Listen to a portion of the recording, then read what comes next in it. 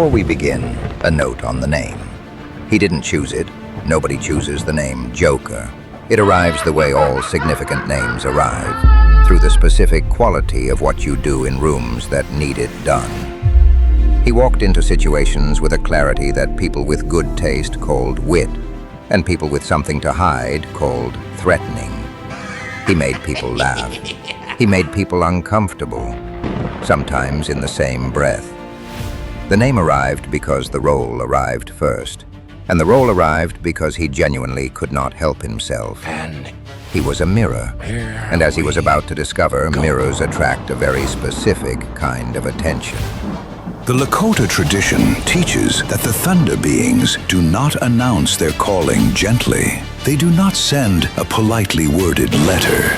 They call through storms, through fire, through the specific encounter that reorganizes the person's relationship with reality at the most foundational level available. Joker's storm was coming. He did not know this yet. He was making excellent jokes and drinking his morning coffee and going about the business of a man who has an unusual gift he hasn't fully named. The thunder beings, if the tradition is correct, were watching. They probably found this very funny. They have a known sense of humor about timing. Joker was not, in the beginning, someone who thought of himself in terms of spiritual warfare. He was a man with a sharp mind, a gift for saying the precise thing that nobody else in the room was willing to say, and a social life that was consistently interesting in ways he didn't always choose. He made friends easily, and occasionally lost them just as easily, usually after saying something true in a situation that required comfortable untruths. He had learned to live with this. It seemed, in retrospect, like preparation for something.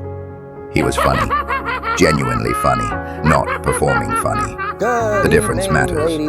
Performing funny is what people do when they need to be liked. Joker's humor was what happened when accurate perception combined with the inability to deliver that perception in a boring way. He could name the uncomfortable thing in a register that made people laugh rather than flee. This is a specific skill. It requires seeing the thing clearly, which is uncomfortable, and then finding the precise comedic angle on it, which requires a certain fearlessness about naming what you see. He did this automatically, which is not the same as effortlessly.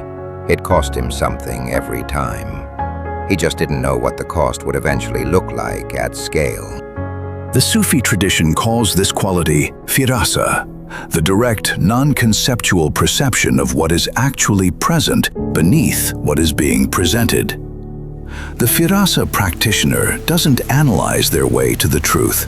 They receive it directly, the way the eye receives light, before any interpretation has been applied. Most people reconstruct what is happening from behavioral cues. The firasa practitioner already knows before the cues have arranged themselves into a legible pattern. Joker had been doing this his entire life. He assumed everyone did it. He had been consistently surprised to discover they did not. He had assumed this surprise was interesting. He had not yet understood it was also a warning. He had, for as long as he could remember, a specific quality in rooms that contained comfortable fictions. The fiction became harder to maintain. Not because he did anything, because his presence, the specific quality of a consciousness that perceives accurately and cannot perform otherwise, created an atmospheric condition in which the comfortable fiction required more active maintenance than usual.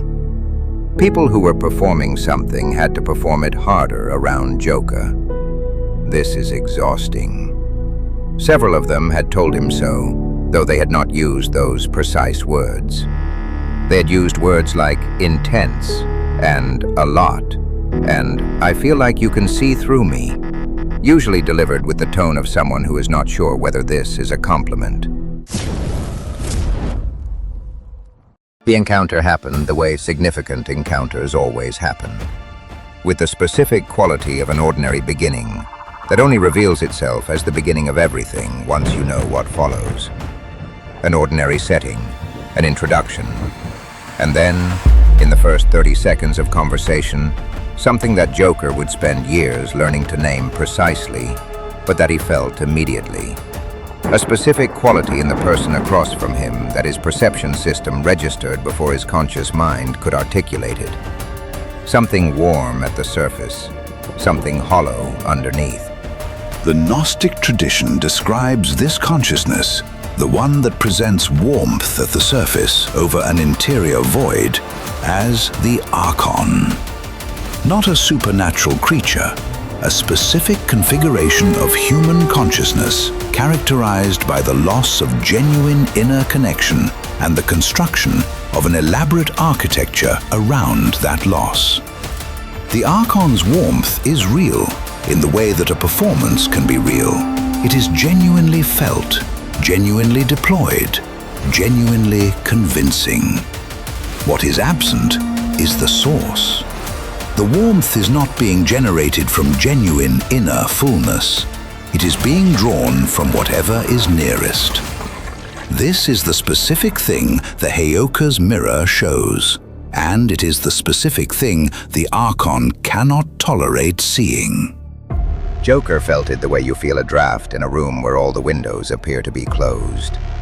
He said nothing. He was charming and engaged in the way he always was. He made a good joke.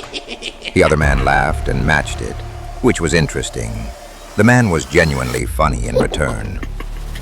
This was the disorienting part.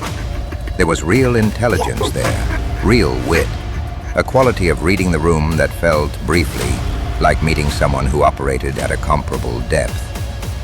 Joker went home that evening feeling like he had had an interesting encounter. He told a friend about it. The friend asked if he liked the man. Joker thought about it and said, "I'm not sure. He's interesting, but something is off and I can't locate it yet." The friend said this was very Joker of him. Joker agreed. He made a joke about his own diagnostic tendencies. They moved on. He did not know that the man across from him had also noticed something, and that what the man had noticed was the mirror, and that the mirror had, in those 30 seconds, shown him something he had spent a considerable portion of his life ensuring was never shown, and that the combination of the mirror's accuracy and the mirror's apparent social warmth, the fact that Joker was not hostile, was not judgmental, was genuinely funny, had produced in the man a response that the research literature calls narcissistic injury, and that the Gnostic tradition calls the Kanoma moment. The brief, involuntary, horrifying glimpse of the void. There is a specific sequence that follows the Kanoma moment, and the Gnostic tradition documents it with clinical precision. First, intensified approach. The archon who has glimpsed the Kanoma in the mirror's presence does not retreat. They advance. They deploy every available resource to get closer to the mirror, not to be healed by it, but to manage it, to become close enough to shape what it reflects. This is the charm offensive, and it is executed with the specific skill of a consciousness that has spent its life reading people and deploying that reading in service of control. The charm offensive feels like recognition. It is reconnaissance. Joker experienced the intensified attention as the development of a significant connection. This was his specific vulnerability, the Heyoka type's particular shadow side. He was perceptive about most things, and somewhat less perceptive about the difference between being genuinely known and being expertly read. Being read means someone has assessed your emotional state and your needs with accuracy. Being known means someone has a genuine relationship with you that honors what they have read. The man across from him was reading at an extraordinary level. He was using what he read as a map. Joker felt seen. He was being mapped. These feel identical from the inside until they don't. The Andean tradition describes what was also happening energetically, because the encounter was not only psychological. Joker's field, what the Andean tradition calls the Sami field, the refined, vital force generated by genuine dharmic alignment had been in contact with a Hucha dominant field. Hucha is the dense, heavy energy of wound-driven consciousness. And Hucha is constitutively drawn towards Sami for the same reason that a cold room draws heat from a warm one. It seeks what it lacks. The man felt drawn to Joker not only because of what he saw in the mirror, but because of the specific energetic quality of what Joker generated. He couldn't produce it. He wanted proximity to it. These are not the same thing, and the difference was about to matter enormously. There is a specific quality to the last ordinary day before everything changes that you only recognize looking backward. An ordinary morning, coffee, the small transactions of a life not yet organized around its central challenge. Joker did not know it was the last ordinary morning. He was making a joke to himself about something he had read. He had a full day ahead of him. He was in good health, moderately optimistic, and completely unaware that the encounter he had described to his friend as interesting was about to become the organizational principle of the next several years of his life. He was also, on that last ordinary day, already carrying what the fire would confirm. The mirror was already there. The Sami field was already generating. The specific trickster's gift of delivering truth in a form that made it receivable. The gift that would prove to be both his primary contribution and the thing the campaign was specifically designed to suppress was fully present. The fire would not add these things. The fire would strip away everything that was contingent and leave only what was structural. What was structural was already there. It had always been there. The last ordinary day was just the last day before the stripping began.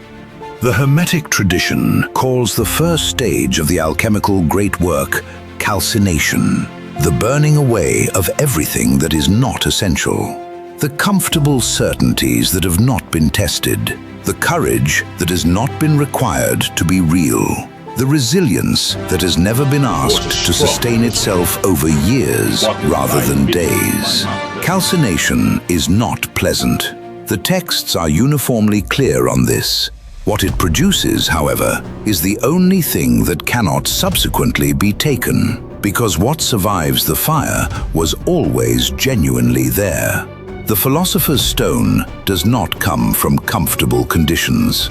You already know this. You would not be listening to this arc if you didn't.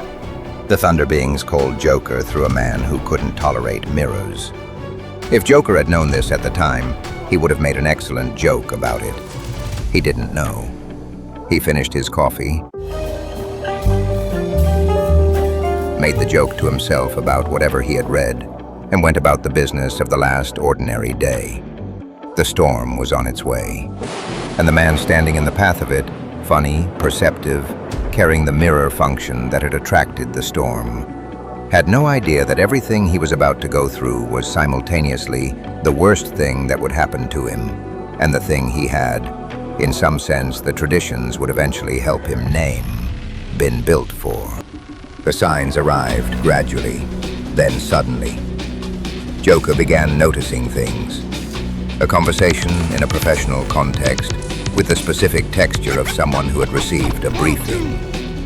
A new acquaintance whose questions felt slightly off track, pointed toward information that would be useful to someone rather than following the natural arc of genuine curiosity. A mention from a family member of something they could only have known through a channel Joker hadn't opened. Small things, individually explainable, collectively forming a pattern that his firasa was assembling before his conscious mind had caught up. His initial response was the response of someone who doesn't yet have the framework. He assumed he was misreading. He had been told his entire life that he saw things others didn't. He had also been told, periodically, that this quality could tip into seeing things that weren't there.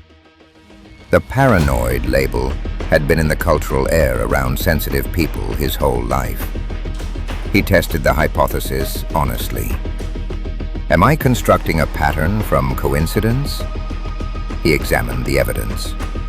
The evidence was specific. The pattern was coherent. The informational signatures were too consistent across too many independent encounters to be coincidence. He concluded, with the specific honesty of someone who trusts direct evidence over comfortable narrative, something is happening. The Kabbalistic tradition's concept of ayin hara, the energetic effect of sustained hostile attention, addresses the invisible dimension of what was beginning to operate. The campaign against Joker was not only social. Every person who received the man's narrative about Joker and held it as true established a small cord attachment to Joker's field. The network was beginning to grow. The cords were beginning to accumulate. Joker could not see this yet. His body was starting to process it. The breathing was becoming slightly more effortful. The immune system was beginning to register the load. The bill was not yet due, but it was being itemized, line by line, in the ledger that the body keeps with complete accuracy, regardless of whether the mind is ready to receive the invoice. He began keeping notes. Not yet the formal field documentation that the framework would eventually produce, the informal version of it, the notes of someone who trusts their perception enough to record it and check it against subsequent evidence. He wrote down what he had observed. He noted the date. He noted what he expected would follow. He checked back. The expectations were being confirmed. He noted this too. The evidence base was building. The framework for interpreting it had not yet arrived. But the habit of trusting his own perception enough to document it, the habit that would eventually constitute the most important epistemic counter to the campaign's gaslighting dimension, had begun. And that beginning, like all genuine beginnings, contained everything the completion would require. There is a specific quality to the trickster's gift that Joker had not fully understood about himself before the encounter set everything in motion. He knew he was perceptive. He knew the humor landed differently than ordinary humor. What he had not understood was the source. The Lakota tradition's understanding of the Heyoka calling is specific. The thunder beings install a function, not a personality trait. The mirror is not something the Heyoka does. It is something the Heyoka is. It operates continuously in every encounter, with or without intention. Joker had been a mirror his entire life, and had attributed the specific atmospheric effect of his presence, the comfortable fictions requiring more active maintenance around him, to something like intelligence or social perceptiveness. It was both of those things and also something more structural that he did not yet have the name for. The specific comedy of the pre-awakening Heyoka is the comedy of someone who keeps having the same experience in different rooms, and cannot quite work out why rooms behave this way around them. Joker had been in many rooms. Many rooms had produced the same effect. He had concluded, over the years, that rooms were simply interesting places where things became clearer when he was present. He had not yet concluded that this was because he was functioning as a mirror. He was like someone who has been a window their entire life, and has been attributing the view to the scenery without noticing that the glass is what makes the scenery visible from this particular angle. The awareness of the glass, the specific understanding that he was the instrument rather than the observer, was coming. The encounter would bring it. But on the last ordinary day, the glass was doing its job in the complete innocence of something that has never had to think about what it is. Every tradition that has taken the mirror function seriously has understood that the mirror does not choose what it reflects. The Zen tradition's concept of the mirror mind, the quality of consciousness that receives what is present without addition, subtraction, or distortion, describes it as a quality that arises through development, but that, once present, operates automatically. The Heyoka's mirror is not a deliberate choice made in each encounter. It is the baseline operation of the perceptual architecture. This is what makes it genuine rather than performed. A performed mirror can be managed. A genuine one cannot.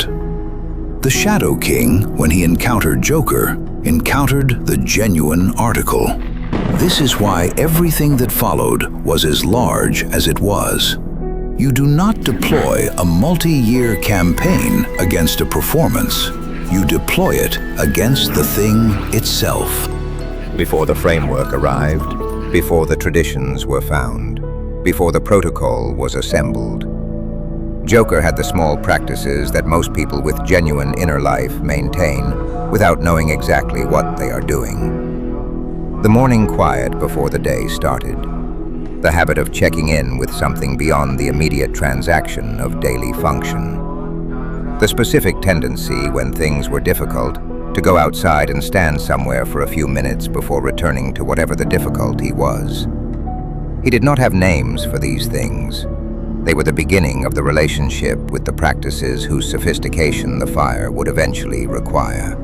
He also, characteristically, had jokes about them. He described the morning quiet to a friend once as the 30 seconds before the day gets to me that I try to use for something other than planning the day. His friend said this sounded like meditation. Joker said it sounded like a man who needed 30 seconds before the day got to him. Both were accurate. The meditation teachers who read about this would recognize the description. Joker, who had not read widely in meditation literature at this stage, was doing the thing without the map. The map would arrive. The thing had already begun. The Sufi tradition calls this the initial turning of the qalb, the heart's first movement toward its genuine source, before the formal practices that refine the movement into a reliable relationship. The initial turning does not require knowledge. It requires only the quality of genuine reaching, which most people navigating genuine difficulty develop automatically because the difficulty makes the reaching necessary. Joker was reaching toward something in the period before the encounter. The encounter would give the reaching its specific object. The fire would give the reaching its specific urgency, and the protocol would give the reaching its specific form. But the reach was already there, which is the only prerequisite the traditions actually require. Everything else can be built. The initial turning cannot be manufactured. It is either present or it is not. In Joker, it was present. The body begins its accounting before the mind is ready to receive the invoice. Joker's body, in the period between the first encounter and the moment the campaign became unmistakable, was sending early signals that he was attributing to stress and overwork and the accumulated tiredness of a busy life. The occasional breathlessness that he noted and attributed to not exercising enough. The immune dips that he attributed to the season. The fatigue that ran slightly deeper than sleep fully resolved, which he attributed to not sleeping well enough, which he attributed to stress, which he attributed to his professional load. A complete causal chain, entirely plausible, entirely missing the actual mechanism.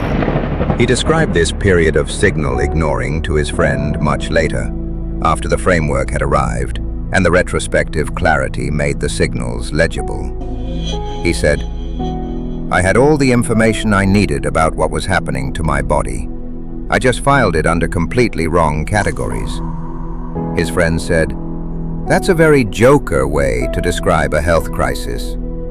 Joker said, "The alternative is that I should have known something esoteric was depleting my subtle body through cord attachments before I had the concept of a subtle body, which seems retrospectively unfair." He also noted, with the humor of the fully equipped retrospective, that the cord attachment was depleting my subtle body before I had the concept of a subtle body, is a sentence he now says with complete seriousness, and that he would not have believed if someone had said it to him on the last ordinary day. Growth. The Tibetan medical tradition's concept of lung disease, the wind disturbance produced by sustained hostile external conditions, makes a specific and uncomfortable prediction about this period. The subtle accumulation phase is the phase when intervention is most effective and most commonly missed. The symptoms are ambiguous enough to carry alternative explanations. The cause is not yet visible to the frameworks most people have available. The intervention that would prevent the clinical presentation from developing is accessible and relatively straightforward, and the person navigating it is, almost invariably, attributing the symptoms to stress and overwork and filing them under "I should sleep more." The tradition has been watching this pattern for centuries. It is still the most common trajectory. It is also why the framework matters, not to make the situation make sense in retrospect, but to allow the appropriate intervention before the bill arrives at full price. The full price is a year in rehabilitation. The early intervention is 30 minutes of daily practice. The math favors early intervention considerably. This is where we leave Joker at the end of episode 1, in possession of his full gifts, his full life, and his growing awareness that something has begun that he cannot yet name. The mirror is already operational. The campaign's architecture is being assembled. The last ordinary day is behind him. Everything that follows, the years of testing, the physical cost, the framework that will eventually make sense of all of it, the medicine that the fire will produce, is ahead. In episode 2, the mirror turns on fully. I'll get you, my The campaign begins in earnest. Flying monkeys arrive in Joker's spaces. He begins to understand that he is in something he cannot name yet, but that has already named him. And he makes, even in the middle of all of it, some very good jokes. Because that is what Joker does. It is, as it turns out, also why the campaign started. Stay with the story. Stay tuned. Stay lit.